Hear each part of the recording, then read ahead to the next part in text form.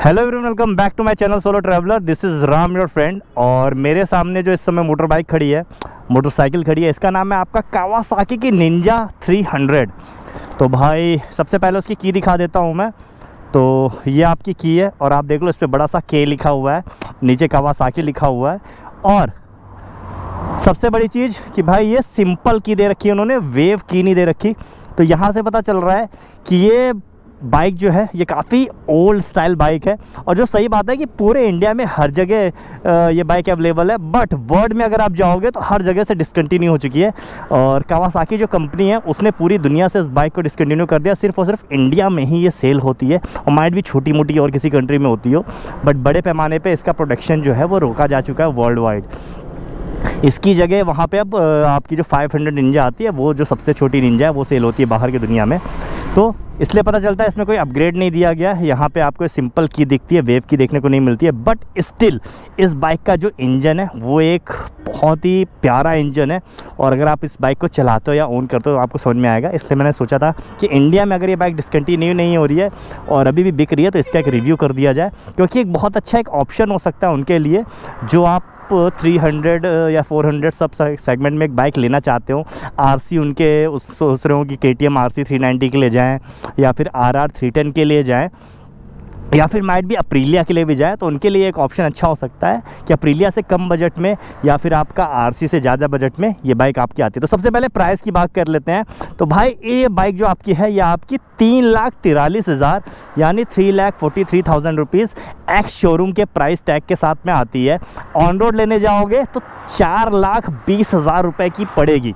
Insurance इसका थोड़ा सा महंगा पड़ता है, बट इसके इंश्योरेंस में एक अच्छी चीज़ है कि वहाँ पर अगर इनकेस फर्स्ट ईयर में आपके बाइक के साथ कोई प्रॉब्लम होती है तो आपको 100% जो पैसा होता है वो रिफ़ंड होता है। ऐसा नहीं है कि सिर्फ आपको एक्स शोरूम पैसा रिफ़ंड होगा, पूरा जो 4,20,000 रुपये आपने दिया जो इनवॉइस पे आपके मेंशन है वो पूरा का पूरा पैसा रिफ़ंड हो जाएगा। तो अब बात कर लेते हैं बाकी की चीज़ों की तरफ। तो भाई सबसे पहले बात कर लेते हैं इंजन की तरफ। तो ये देख लो, ये आपका कावासाकी की ब्रांडिंग यहाँ दे रखी हुई है, कावासाकी लिखा हुआ है। तो ये आपका पैरेलल ट्विन इंजन है, 296 सीसी का इंजन है। निंजा 300 इसलिए इसको बोला जाता है, बट 296 सीसी का पैरेलल ट्विन इंजन इसमें यूज़ होता है। और भाई इंजन के अंदर के जो पिस्टन्स हैं और इंजन का जो फ्रेम है पूरा एल्युमिनियम से बना हुआ है, कास्ट एल्युमिनियम से बना हुआ है, जो इसको लाइट वेट बनाने में काफ़ी ज़्यादा हेल्प करता है बाइक को। पावर फिगर की बात कर लूँ तो 39 PS की पावर देता है, और 39 PS की पावर आपकी 11,000 RPM के ऊपर देता है। तो काफ़ी ज़्यादा हाई रेव इंजन है, टॉप स्पीड काफ़ी अच्छी होने वाली है। वहीं पे अगर मैं टॉर्क की बात कर लेता हूँ तो 26.1 न्यूटन मीटर का टॉर्क आपका ये जनरेट करता है 10,000 RPM पे। बट आपका मतलब मिड एंड और हायर एंड में तो टॉर्क जनरेट करता है, पर लो एंड में भी इसका जो टॉर्क है वो ठीक ठाक है। आपको गियर शिफ्टिंग उतनी ज़्यादा नहीं करनी पड़ेगी, और थोड़ी कम स्पीड पे भी अगर आप अपर गियर में हो तो बाइक चल जाती है, क्योंकि इंजन इतना ज़्यादा स्मूथ है। डुअल सिलेंडर इंजन है, कहीं ना कहीं अपने आप को पुल कर लेता है। तो भाई इंजन इस बाइक का पूरा जैम है भाई। प्रॉपर लिक्विड कूल इंजन आपका आता है, 6 गियर ट्रांसमिशन के साथ में आता है। तो अगर मैं इस वर्टिकल की किसी भी बाइक से इसके इंजन को कंपेयर करता हूँ, जैसे आपका RR 310 हो गई, BMW की आपकी G310 RR हो गई, या RC 390 होगी, तो ये इंजन भले ही पावर फिगर में RC 390 से नीचे आता हो, लेकिन परफॉर्मेंस के मामले में अच्छा खासा मैच करता है। RC की आपकी टॉप एंड जो है उसको ईजिली बीट कर देता है। हाँ, इनिशियल RC का ज़्यादा ज़रूर है, बट स्मिथ स्टिल आपकी जो स्मूथनेस है वो इस इंजन की बहुत ही अच्छी है। अगर आप एक RC चलाते हो तो वहाँ पे आपको जो थ्रिल मिलेगा उतना थ्रिल यहाँ पे नहीं मिलेगा। थोड़ा सा इंजन अपने आप को पुल बैक करेगा, बट स्टिल जो इसका जो परफॉर्मेंस लेवल है और जिस हिसाब से इंजन अपने आप को कैरी करता है और जो आपको परफॉर्मेंस देता है और जो आपको रिफाइनमेंट देता है वो आपकी नेक्स्ट लेवल है। अब बात कर लेते हैं फ्रंट की। तो यहाँ पे आप देख लो, यहाँ पे ब्रेक्स की बात सबसे पहले कर लेते हैं। तो यहाँ पे 290 mm के आपके पैडल डिस्क ब्रेक देखने को मिल जाते हैं, और साथ में यहाँ पे देखो ये क्या लिखा हुआ है, इंड्योरेंस। तो अगर इस कंपनी का आप नाम नहीं जानते हो तो बजाज की ज़्यादातर जो चीज़ें होती है वो इंड्योरेंस ही बनाती है। जैसे बजाज के अभी क्या जो NS की अभी सस्पेंशन है नई वाली 400 के, और आजकल जो भी सस्पेंशन बजाज में यूज़ हो रहे हैं वो सारी इंड्योरेंस कंपनी बनाती है। तो अच्छी कंपनी है। तो इंड्योरेंस के इसमें आपके ब्रेक कैलिपर लगे हुए, 2 पिस्टन ब्रेक कैलिपर लगे हुए हैं यहाँ पे इंड्योरेंस के, और साथ में 290 MM के पेटल डिस्क ब्रेक है। पेटल डिस्क ब्रेक का बेनिफिट क्या होता है कि इसमें आपके जो डिस्क ब्रेक्स हैं ये थोड़े से ठंडे रहते हैं, हीट मैनेजमेंट इनका अच्छा रहता है। जो पेटल्स इसके बने होते हैं, ये जो इसको बोलते हैं, ये इसके डिस्क ब्रेक को ठंडा रखते हैं, तो ब्रेक्स जल्दी चिपकते नहीं हैं। इसके अलावा टायर की बात कर लूँ तो यहाँ पर मैं थोड़ा सा डिसपॉइंटेड हूँ। अगर आप देख नहीं पा रहे होंगे तो मैं आपको दिखा दूँ कि यहाँ पे देख लो आपका 110 70 17 यानी 110 सेगमेंट के आगे टायर लगे हुए हैं, MRF के टायर लगे हुए हैं, बट नॉन रेडियल टायर है। तो इस सीसी की बाइक में और जो ये परफॉर्मेंस देती है उसके हिसाब से यहाँ पे रेडियल टायर होने चाहिए थे, बट यहाँ पे नॉन रेडियल टायर है। बट टायर मैं हमेशा से बोलता हूँ कि इतनी कोई बड़ी चीज़ नहीं है, आप ईजिली अपग्रेड कर सकते हो। आप ये बाइक ले लो, ये टायर आपको पसंद नहीं है, आप मिशलिन के रोड 5 डलवा दो, अच्छे टायर है। नहीं तो आप अपोलो के अल्फा H1 डलवा सकते हो, अच्छे टायर है। वो सारी चीज़ें 17 इंच का आपका एलॉय है। सस्पेंशन आप देख लो तो टेलीस्कोपिक सस्पेंशन आते हैं, कन्वेंशनल जो यूज़ होते थे USD सस्पेंशन नहीं देते। तो जैसे मैं बताया था, इस बाइक में ज़्यादातर चीज़ें आपको ओल्ड दिखेंगी। क्यों? क्योंकि इस पर अब कावासाकी कोई काम नहीं कर रहा है, इंडिया में मैन्युफैक्चर जरूर कर रहा है, बट ऐसा कोई भी अपग्रेड इसमें नहीं आने वाला है। यहाँ पे टेलीस्कोपिक सस्पेंशन मिलेंगे जो आपके 37 mm के हैं। यहाँ पे इंडिकेटर्स जो हैं ये आपके इंटीग्रेटेड इंडिकेटर्स हैं, जो आपके प्रॉपर जो आपका ये फेयरिंग है इसी के अंदर इनबिल्ट आते हैं। ये भी आपके हैलोजन है। फ्रंट में आप देखोगे तो यहाँ पे आपको डुअल हेडलाइट मिल जाएंगी, और दोनों ही अंदर से आप देखोगे तो दोनों ही हेडलाइट्स के जो बल्ब है ये हैलोजन बल्ब यूज़ हो रहे हैं। तो हैलोजन रिफ्लेक्टिव हेडलाइट्स लगी हुई हैं, बट फ्रंट से काफ़ी अच्छी दिखती है। यहाँ पे मोटो हब लिखा हुआ है। तो भाई अगर ये बाइक अगर परचेज़ करना चाहते हो और लखनऊ में हो तो मोटो हब जो आपका है कावासाकी मोटो हब, यहाँ पे आपको रिंग रोड पे मिल जाएगा, वहाँ से बाइक परचेज़ कर सकते हो। अब ले चलते हैं थोड़ा सा और पीछे की तरफ। तो यहाँ से साइड से देख लो तो सबसे पहले आपका आता है पेट्रोल टैंक। काफ़ी बड़ा पेट्रोल टैंक है। यहाँ पे कावासाकी रेसिंग टीम लिखा हुआ है और ये लोगो लिखा हुआ है।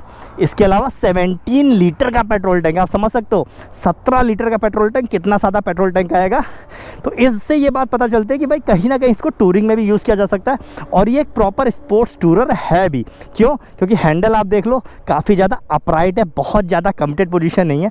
आप इससे मतलब अच्छी खासी एग्रेसिव राइडिंग तो कर सकते हो, बट अपराइट हैंडल होने की वजह से आप इससे अच्छी खासी टूरिंग भी कर सकते हो।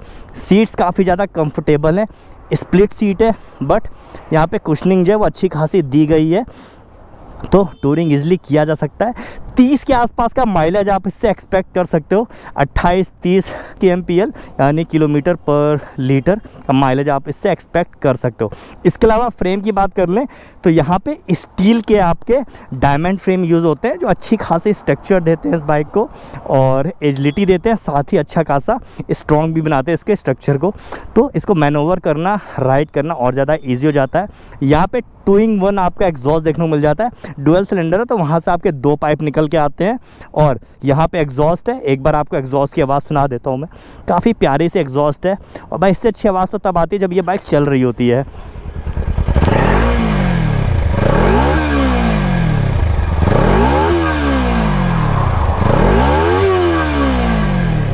तो एग्जॉस्ट की आवाज़ है, काफ़ी ज़्यादा रफ करने के बाद भी आवाज़ ऐसी फटती नहीं है, अच्छा खासा ट्यूनिंग देती है।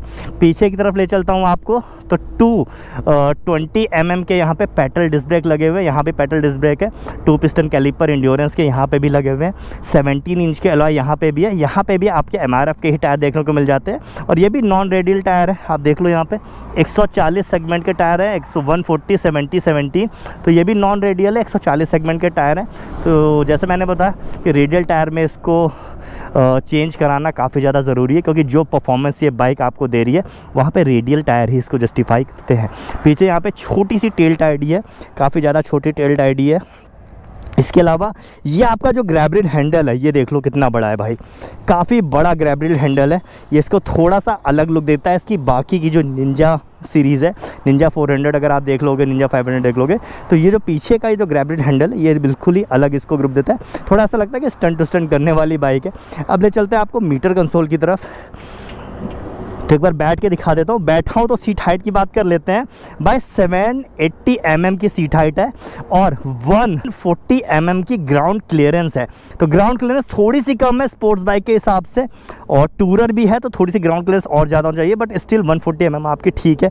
मुझे लगता है 150 mm के ऊपर की ग्राउंड क्लियरेंस में आपको इंडिया में कोई प्रॉब्लम नहीं होती। यहाँ पर थोड़ी बहुत प्रॉब्लम आपको स्पीड ब्रेकर्स में हो सकती है, बट हैंडल बार जैसे कि बताया काफ़ी ज़्यादा अपराइट है। और ये आपका देखो इसका मीटर एक बार ऑन करके दिखा देता हूँ। जो टैकोमीटर है ये आपका एनालॉग है। यहाँ पे आपका आरपीएम रेफ करता है। यहाँ आपका ब्लिंकर्स लगे हुए हैं एबीएस का, इंजन माल फंक्शन का, ये आपका इंजन ऑयल का है, यहाँ न्यूट्रल है, और ये दोनों किनारे किनारे जो आपके इंडिकेटर्स हैं उसके हैं। इंडिकेटर की बात कर ले तो वो भी हैलोजन है। अब बात कर लेते हैं यहाँ पे, तो यहाँ पे अंदर आपको क्लॉक देखने को मिल जाती है, ट्रिप ए ट्रिप बी देखने को मिल जाता है। इसके अलावा यहाँ पे देखो साइड में ये आपका फ्यूल गेज देखने को मिल जाता है, और यहाँ पे आपका स्पीडोमीटर और साथ में नीचे आपका ओडोमीटर देखने को मिल जाता है। तो ये सारी इन्फॉर्मेशन आपको देखने को मिल जाती है। इसके अलावा और कोई ज़्यादा इन्फॉर्मेशन देखने को नहीं मिलती। छोटा सा आपका मीटर, तो उतना अच्छा नहीं हो सकता। ये आपकी विंडशील्ड यहाँ पे लगी हुई है, ये आपके ग्लासेस लगे हुए हैं जो कि ऐसे करके फोल्ड आते हैं, फोल्डेबल है। अच्छा खासा व्यू आपको पीछे का दे देते हैं। हैंडल आपका देख लो, क्लिप ऑन हैंडल बार लगा हुआ है राइट हैंड साइड में। ये आपके ब्रेक है और सिंगल उसमें एल्युमिनियम में आपके ब्रेक दे रखे हैं, ऐसा कोई एडजस्टेबल नहीं है।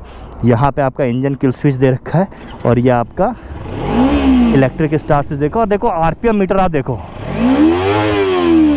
भाई 13,000 आरपीएम तक हिट करता है। और अगर इसको आप रैप करोगे और भगाना शुरू करोगे ना 14,500 आरपीएम तक जाता है भाई। मज़ा आ जाती है इसको रैप करने में। अब लेफ्ट हैंड साइड में देखते हैं, तो ये आपका क्लच लीवर है, ये आपका लो बीम और ये आपका हाई बीम है। इसके अलावा ये आपका इंडिकेटर है और ये आपका हॉर्न है। एक बार हॉर्न की आवाज़ सुना देते हैं। तो मेरे ख्याल से हल्का सा ही हॉर्न है, और सिंगल हॉर्न लगा हुआ है, डबल हॉर्न नहीं लगा हुआ है। आवाज़ से पता चल रहा है आपका। एक बार देख भी लेते हैं, ऐसा ना हो भाई बाद में आप लोग बोलो कि भैया आप तो बोले थे कि सिंगल हॉर्न है, इसमें तो डबल हॉर्न है। तो साइड में देख लेते हैं, तो देखो भाई सिंगल हॉर्न लगा हुआ है, डबल हॉर्न नहीं लगा हुआ। और ये देखो एग्जॉस्ट के पाइप आपको दिख रहे होंगे ना, 2 पाइप लगे हुए हैं, और ये आपका रेडिएटर ग्रिल लगा हुआ है। तो ये 2 पाइप जाके वहाँ पे एक सिंगल पाइप में आके जुड़े आते हैं, और वो आपका एग्जॉस्ट आता है। अब एक बार इस बाइक को चला के देख लेते हैं भाई कि कैसी भाग रही है। थोड़ा सा तो भगाएंगे। स्टार्ट कर दिया है, और भाई देखो, ओ भाई साहब देखा आपने, इजीली 13,000 आरपीएम जा रही है।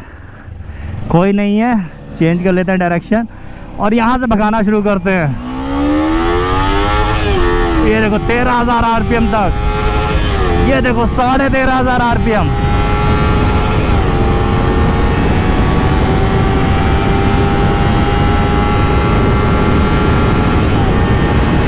और भाई साहब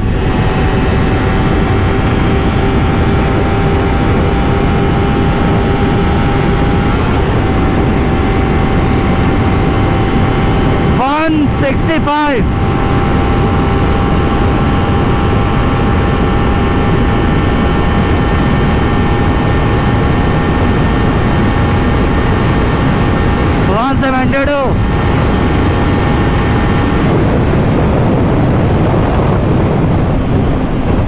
भाई मज़ा आ गया। और आप मेरी ड्रैग रेसेस देखोगे तो 185, 186, 190 तक मैंने इसको ले गया हूँ। तो बहुत ही अच्छी टॉप स्पीड अचीव करते हो। सबसे अच्छी बात है ना भाई, 170, 180 तक आपको वाइब्रेशन ज़्यादा फील नहीं होते।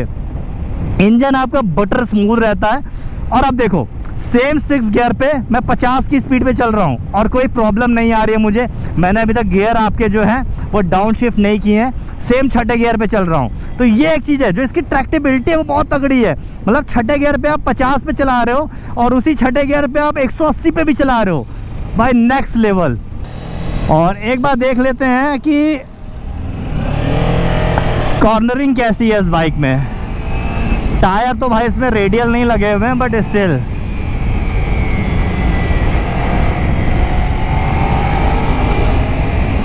देखते हैं कॉर्नरिंग कैसी है। लीन तो बहुत तगड़ा हो रहा हूँ मैं। और देख लो आप,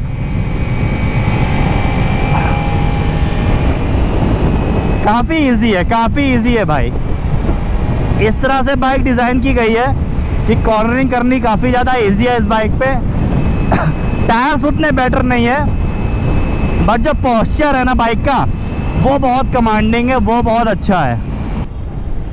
सिटी में आपको प्यार हो जाएगा इस बाइक से। और एक बार इसका ब्रेक देख लेते हैं भाई। लीवर बहुत अच्छा है इसका, स्लिप एंड असिस्ट लीवर इसमें यूज़ हो रहा है और मज़ा आ जाती है आपको। काफ़ी लाइट लीवर है इसका भाई। देख लो आप, ये देखो भाई कहाँ से ट्रैक्टर ला रहे हैं, देख रहे हो भाई। जिंदा ना छोड़ो बाइक वालों को। तो भाई मीटर कंसोल तो बड़ा तगड़ा लगता है यार इसका। प्रॉपर एनालॉग टैकोमीटर जो इसका है वो पूरा एनालॉग है। और बाकी कुछ चीज़ें आपकी डिजिटली हैं, मतलब 390 को टक्कर देती है। थोड़ी पीछे रहती है पर टक्कर दे जाती है। और ब्रेकिंग, ओहो भाई, पैडल ब्रेक जो होते हैं, सबसे अच्छी बात ये होती है कि पैडल ब्रेक अगर आप थोड़ा एग्रेसिव भी यूज़ कर रहे हो बाइक को, तो उसकी ब्रेकिंग में ऐसी कोई दिक्कत नहीं आती। ब्रेक को वो थोड़ा ठंडा रखता है। और इंड्योरेंस के आपके ब्रेक कैलिपर लगे हुए हैं, तो कुल मिला के आपको डिसेंट ब्रेकिंग यहाँ पे देखने को मिल जाती है। अच्छी बाइट देखने को मिल जाती है। और 2 पिस्टन कैलिपर है, 4 पिस्टन होते हैं तो और अच्छी देखने को मिल जाती है। बट स्टिल जिस हिसाब से बाइक है उस हिसाब से ब्रेकिंग आपकी एवरेज है। मैं ये नहीं बोल सकता कि आपकी बेस्ट इन इंडस्ट्री है, बेस्ट इन सेगमेंट है, हाँ, बट एबव एवरेज है। तो आप लोग मुझे बताइएगा ये बाइक आपको कैसी लगी। मेरे को तो काफ़ी ज़्यादा अच्छी लगी। सोशल मीडिया हैंडल मेरे यहाँ डिस्प्ले हो रहा है, वहाँ आप मेरे साथ कनेक्ट कर सकते हो। और इसी के साथ राइड आउट राइड से, this is Ram solo traveller signing off, keep being awesome. और एक बार फिर से देख लो कि भाई कुछ भी कहो, ये ग्रीन कलर देखने में तो शानदार लगता है। और वो जो टैंक पे जो लिखा होता है ना कावासाकी रेसिंग टीम, भाई देख के मज़ा आ जाती है। ABS इसके अंदर देखने को मिल जाता है, आपको मैं बताना भूल गया था। बारी सारी चीज़ें आपको मैंने ऑलरेडी बता चुका हूँ। एक साथ tata bye bye, ride hard ride से, this is Ram solo traveller signing off, keep being awesome guys.